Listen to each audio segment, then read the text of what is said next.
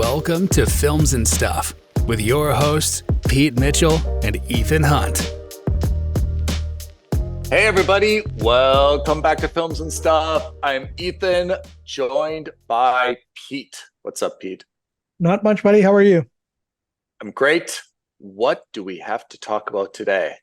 We are almost exactly halfway through the summer blockbuster season. So I thought it would be a fun and maybe healthy and maybe illuminating exercise. Yeah. I say healthy because I am in a really dire position when it comes to this, but I thought it would be a fun idea to go through our top 10 predictions that we made a couple months ago. Yeah. And kind of see where we're standing as of today. Let's take the temperature. Now, of course, you're probably running a fever because you're running hot.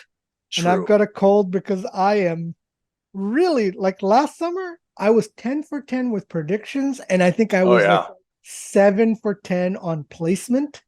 What happened? This summer, I think I'm like 3 for 9 on predictions because, of course, I fudged the list. And I think I'm 0 for 9 on placements. Should we go through the standings as they were right now, 1 through 10? What has generated the most box office cash so far this summer of 2023 as of the first week of July? I think that's a good idea. So we're in the second weekend of July now, but so all numbers are based on 8th of July morning. Mm-hmm. Obviously does not include this weekend, which is fine. Right. At the moment, the number one movie of the summer with a worldwide gross of $840 million, all numbers rounded up, is Guardians of the Galaxy Volume 3. Okay. We then have Fast X with 721 million. Okay. We have Spider-Man Across the Spider-Verse with 617 million. Did not see that coming. The Little Mermaid with 528 million, which I didn't see coming. Did not see that coming whatsoever. Rise of the Beasts at 385 million. That's very low for Transformers. And I guess that's kind of about what I assumed. Yeah. Okay. This is the shocker. The Flash with 249 million. Honestly, this movie was so good. It's really painful to see it at the 6th place. Behind Transformers? Yep. What's wrong? Elemental with 197 million. That's weird. Dial of Destiny with 164 million. Bear in mind, this is the second weekend, so that should hopefully cross 200. Bear in mind also, that 164 is on a budget of 295. Oh, we'll get there. Things are not looking good for the Dial of Destiny. And then number 9, I didn't bother tracking below this because it's so small, was Asteroid City with 34 million. Yep. Which is about right based on its budget and what it is. So we still have, at least according to our predictions, we still have Mission Impossible. We have Barbie. We have Oppenheimer. Yes. We have Gran Turismo. Yes. We have The Meg 2, The Trench, which wasn't on either of our lists, but I don't know why I didn't put it on mine. And then, of course, we have Blue Beetle. All of those may beat Indiana Jones. Let's give out some awards. What is our surprise and our disappointment? Surprise being optimistic surprise, and what is our disappointment award? Let's give those 2 awards first. I think it's fair enough to admit that Spider-Man Across the Spider-Verse is probably the surprise hit of the summer. It wasn't even on your radar, on your list, and it was an alternative on mine. That's true. I have to say, you're absolutely right. It is surprising, but just a little bit more surprising to me is that The Little Mermaid live action pulled in $500 million. I was not expecting that. And what's your number one disappointment? The Flash. Yeah, same. Having seen The Flash, I sincerely think that it is so far the best movie of the summer. So I disagree vehemently with that assessment. Vehemently? Really? Of No, the maybe summer? not vehemently. What's the right word? I wholeheartedly? No. Strenuously? Yeah, strenuously. That's the right word. Vigorously? Vigorously. That's also good. The reason that I'm surprised that it underperformed isn't because I thought that it was a good movie. No, on the contrary, I didn't expect it to be a great movie. I just expected that the allure of Michael Keaton's Batman to have much more international sway. And it just didn't come. It just didn't come. The fact that Transformers had more of a pull than Batman and The Flash did, that's a shocker to me. I want to meet some of those people that went to Transformers, but not The Flash. I really need to meet those people, and I need to understand what is the mindset that Transformers Rise of the Beasts is more compelling movie to you than The Flash. I am struggling to understand that myself because I can't even blame this on Ezra Miller. No. If you looked at this on a scale of 0 to 100, I would suggest that Ezra Miller's legal issues probably only contribute to at most 20% out of 100 as to why this movie has not succeeded. And I'm being generous with 20. I think it's probably less than 10. I think it's also less than 10. I think more of it may be the fact that Ezra Miller doesn't have a lot of brand name recognition. And instead it's, hey, didn't that guy have some legal problems? Yeah. But apart from that, one, I'm not sure why that's ever caused people not to go to a movie. And two, I think his problems, when you break them down, they're kind of repugnant. But I don't think that anyone's able to really like verbalize what he did specifically, right? Let's not relitigate their problems, but I would generally agree with you in the sense that the long story short for this issue is that I don't think that The Flash failed because of Ezra Miller. Why did it fail? That is the $64,000 question. Why? Let's give him 15% of the blame. Where's the other 85%? Is it budget? I don't think so. No, because again, we're talking just gross. We're not talking net. If we're going to start talking net figures, then the most egregious one is probably Fast X, and then a very close second, Indiana Jones. Because Fast X had a budget of $340 million and Indiana Jones had a budget of $300 million. I mean, the potential issue, again, knock on wood, I hope this is not the case.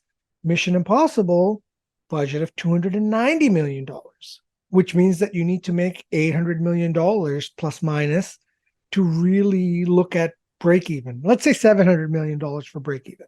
Let's gamify this. Let's go down the list. And you go, then I'll go. And you say whether it's overperformed, underperformed, or met expectations, and then give like a one hot take as to why it's done that. How about that? All right. So number one, Guardians of the Galaxy Volume 3. As you mentioned, it's made $840 million on a budget of $250. What do you think? I think it's performed exactly where it was meant to. Okay. What's your hot take on it? My hot take is that the reason it has made $840 million was because it was the first movie out the gates. Okay. I agree. I think it's performed as expected. My hot take is that it has kept the exact same formula that made number one and number two popular. It hasn't tried to be anything other than consistent with the first two, whether it was as good, better, not as good. I think that's probably in the eye of the beholder, but definitely it didn't really change the formula. Oh, can I also say, before we continue, for our international listeners, which I hope is a lot of you. Oh, yeah. We are looking really predominantly at Hollywood and at most Western speaking cinema. We're not including foreign language films because if we did, then this top 10 is probably going to have at least one, maybe two more Chinese movies in here. I think there's a couple of Mandarin language movies that have made like $700 million already this summer. Whoa. That may or may not be the case for the Indian cinema as well. But two problems. One, we don't follow the Chinese cinema market. We don't follow the Indian cinema market. And two, I can't speak for China, but I can speak for India. The veracity of the numbers is suspect at best. Okay, good caveat. Hit me with number 2. Fast X generated $720 million on a crazy huge budget of $340, probably because it includes cost for number 10 and 11. What's your evaluation and hot take on this? Grossly underperformed. I think Vin Diesel tanked this movie. I think it has moderately underperformed. And I think that the reason for that is that the Fast X formula has become very, very stale. We haven't seen any new actors. And to be honest, they've done such a good job with the first 9 in terms of always escalating to a more audacious stunt that, to be honest, as an audience, we're a little bit fatigued. We have extraordinarily high expectations, and there's not a whole lot that they can do that's going to get our attention any further. So I think Fast X has been a victim of its own success, slightly underperformed. But despite that slight underperformance, I feel like there's very little momentum for Fast 11, which is, I think, the more dangerous outcome of this movie, that they may have put a lot of butts in seats, but I don't think anyone walked out of that saying, I can't wait for 11 and to see how it ends. And I think that is really, really a negative outcome of this. I totally agree. All right. Hit me with number 3, Spider-Man, your favorite Across the Spider-Verse. I actually still think this is my favorite movie of the summer. First of all, grossly overperformed. It had only a budget of $100 million, and it's made 6 times that. So that's unbelievable. My hot take is that this movie would have been perfect if they called it Spider-Man Across the Spider-Verse Part 1. I went into this movie not knowing that it was ending on a cliffhanger. Yeah. So I agree with you. This has grossly overperformed. My hot take is that audiences have been starved for some witty banter and some genuinely, funny and clever writing. And they did not get their fill of that in Guardians or Fast X or Transformers or any of the other things that we've been seeing. And therefore, this came across as the most lighthearted and enjoyable film of the summer. What about Little Mermaid? Little Mermaid live action. In terms of performance, it wasn't on my list. I really didn't think that this was going to make this much money, only because I didn't think the appeal of a live action mermaid would permeate overseas. I didn't think that the Chinese and Indian and international markets would really want a live action Little Mermaid. I think there was also a lot of controversy with who they selected to be Ariel. It's also, I agree, the worldwide gross is much higher than I expected. However, when I look at a budget of $250, how does this movie have a budget of $250 million? It actually has not performed that well. Guardians of the Galaxy has a budget of $250. It grossed $840. Little Mermaid, same budget, really not certain how, although I haven't seen it, only generated $528.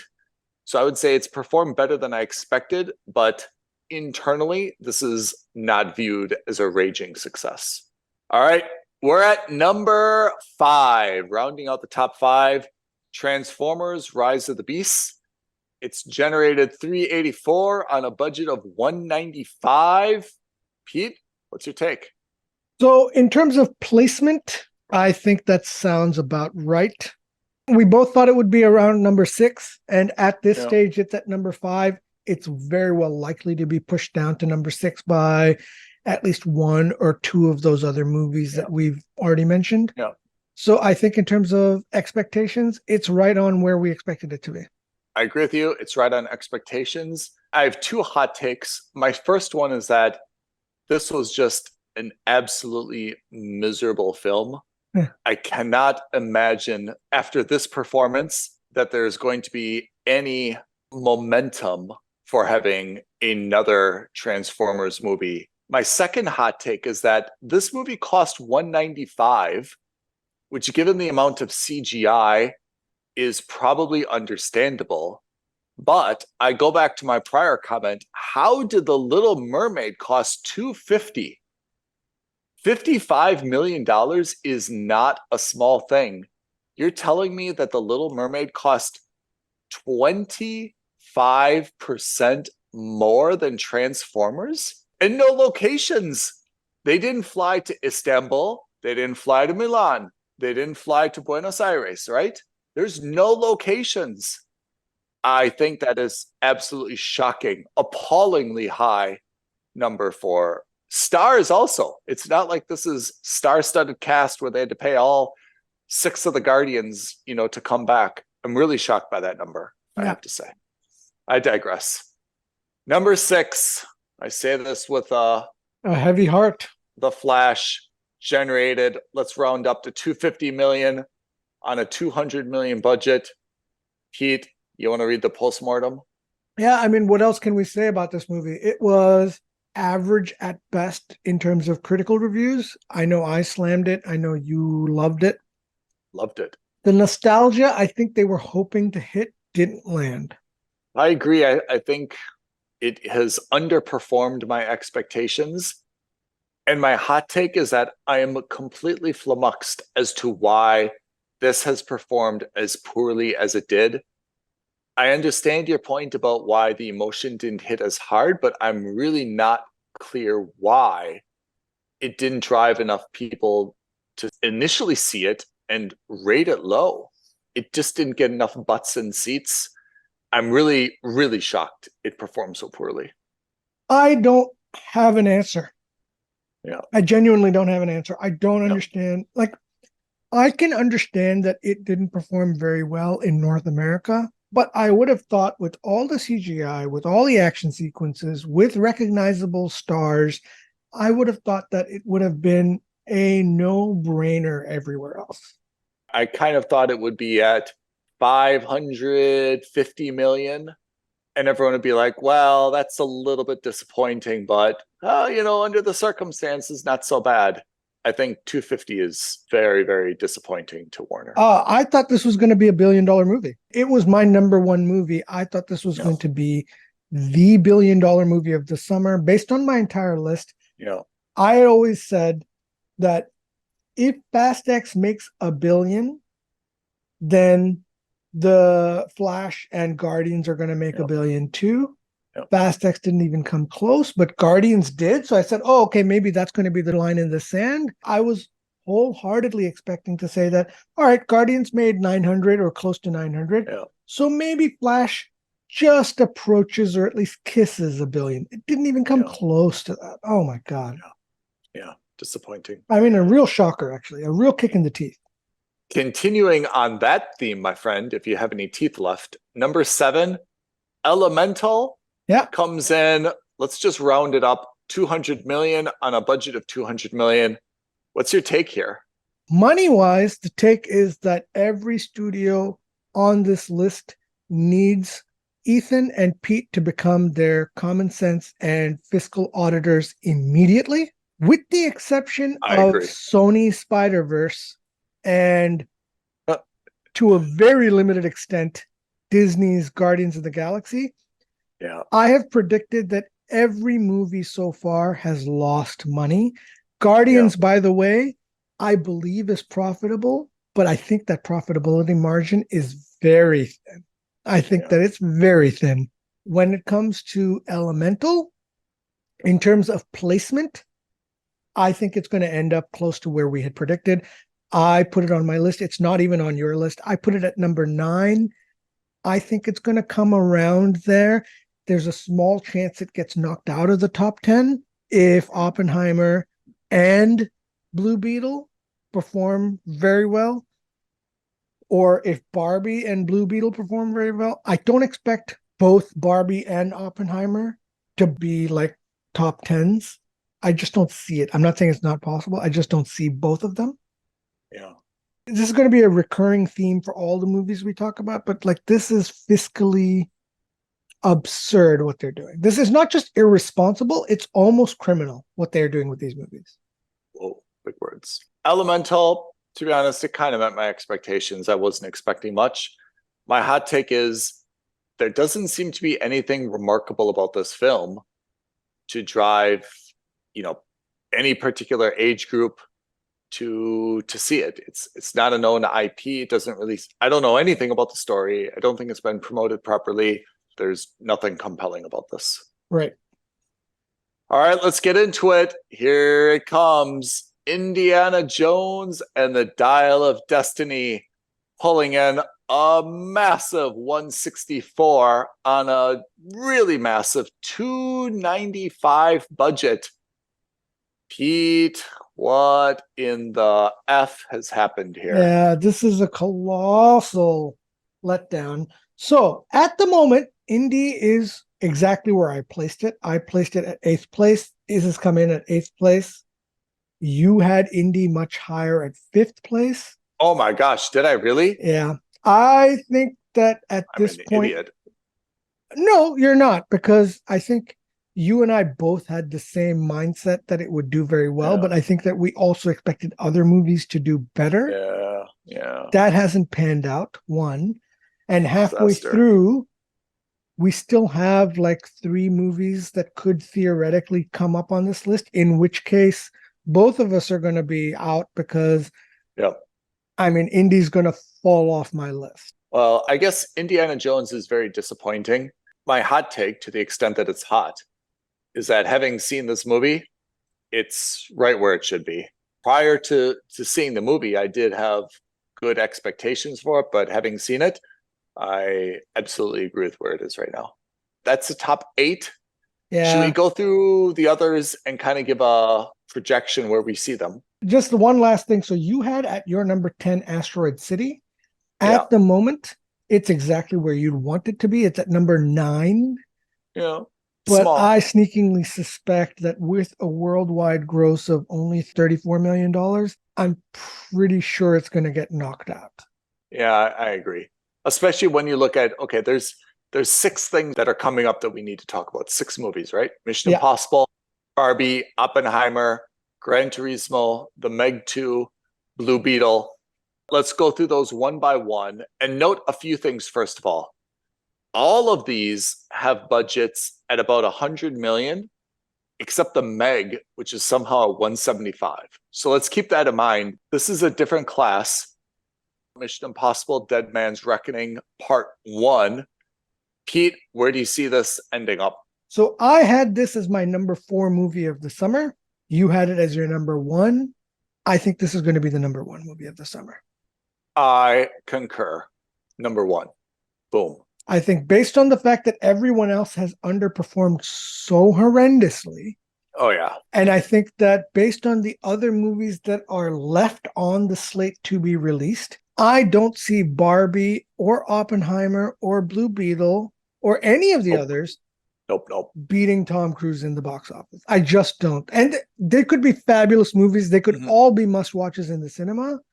For every one person who says, I have to go watch Barbie, there's probably going to be 3 who say, forget Barbie, you have to watch Tom Cruise fly through the air like an eagle first. Right. What's your prediction for Barbie? 100 million budget. Where do you think this is going to fall in? I had Barbie as my number 10. I think Barbie's going to be... Could be top 5. I think Barbie is going to be a number 5 or maybe even a 6. Yeah. I don't know if Barbie is going to make more than $400 million. I just don't see it. I think the appeal is going to be very high in North America. Yeah. But I think that the appeal falls precipitously once you leave America. Even in Europe, because every country kind of has their own version of Barbie or some kind of toy that was geared towards either little boys or little girls. Yeah. I think Barbie has a very well-known cultural cachet across the world. But in terms of emotional appeal, I think that's limited to North America. I think you're right. I think it's going to perform better than we expect, but it definitely has a ceiling kind of 200 to 300, and that puts it somewhere just outside the top 5. Maybe. I mean, either way, it's going to make money. I think it's going to be a profitable movie. I don't think it looks better than. I have to say the trailers seem promising. Yeah, and some of the humor is adult oriented as well. So I think what's going to happen is that you're going to get a lot of younger children who go in to watch this movie because it's a Barbie movie, and they're not going to catch those jokes. And the chaperones and adults who go in to watch it with their kids, they're going to walk out and say, you know what, that was a lot better than I expected. If my kid wants to see it a second time, I'll go with them again. Right.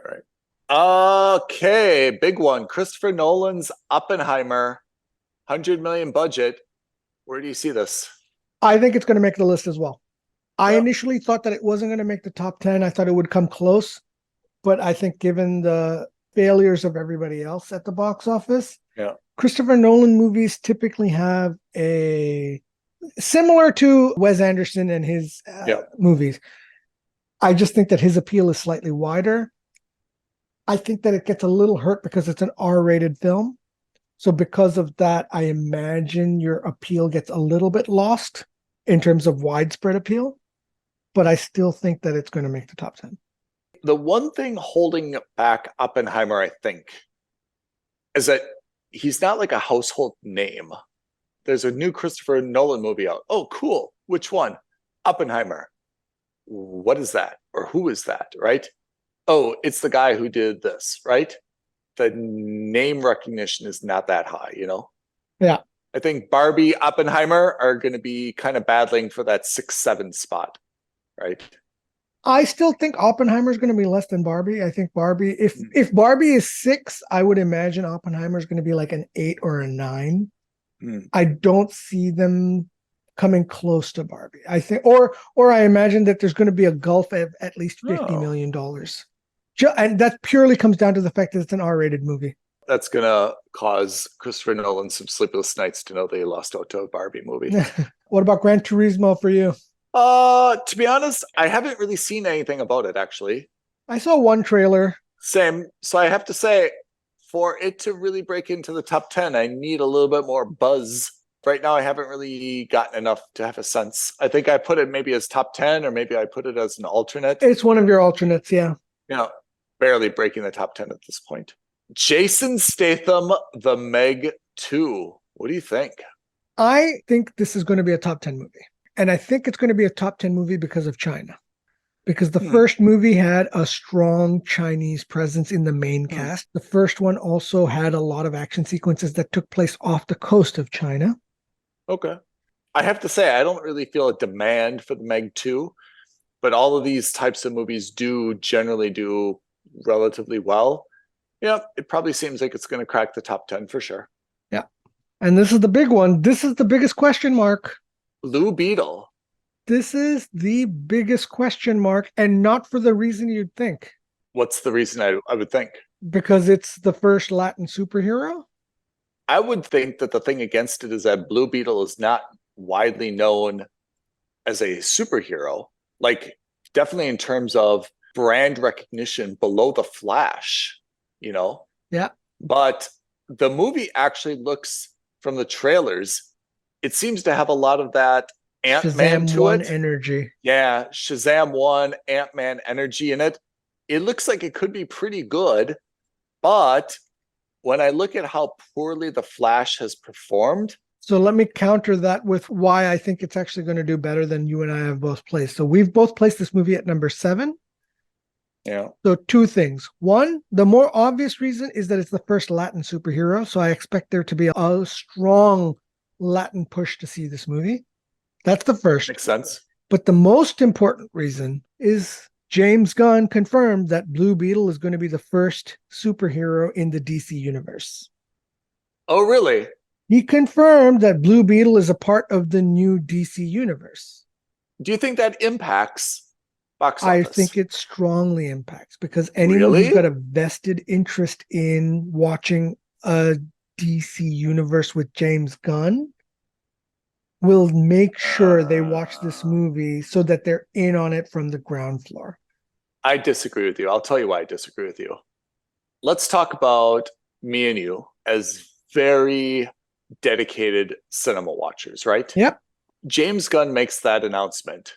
You and I are going to see Blue Beetle irrespective of whether or not it's in the DC universe, right? Yeah. Let's take my brother, the prototypical, kind of vaguely aware, but doesn't really give a hoot about the DC universe or the Marvel universe. Probably sees all the superhero movies more or less, but isn't really able to define exactly how they all fit with each other, whether they're Marvel or DC or blah, blah, blah. James Gunn, that announcement means nothing to him. I would think that for average moviegoers, like my brother's not going to be like, oh, well, James Gunn said he'll be in it, then I have to see it. For me and you, we say that's very important that it's in, but irrespective, you and I are going to see that. Even if Gunn came and said it's not going to be in, we would still see it. So I feel like that announcement, when you say it, it makes sense, but I feel like in the heartbeat of America or the world, that does not have any bearing whatsoever. Am I way off on that? You're not way off, but I also think that the way you're describing it, your brother is probably someone who doesn't care about the shared universe concept, period. Yeah, that's probably right. I think that there are other people out there who do strongly care about the shared universe part, but don't want to didn't care about The Flash because it's the last or the second to last movie in the DCEU, are likely not to give a damn about Aquaman 2 for exactly the same reason, because there are no ongoing stakes. Whereas you could have said that about Blue Beetle, but you can't anymore because there's a chance that what happens in Blue Beetle has ramifications on the James Gunn universe. And I'm not thinking of your brother. I'm not thinking about, forget it, my sister would never even dream of watching one of these movies. But I'm thinking more, remember, along the lines of Alan from our friends at the Undercast Company. Yeah. Who's a lifelong DC fan. This gives a lot of energy to say, oh, not only do I have to go see this movie, but I have to rally my friends to see this movie too.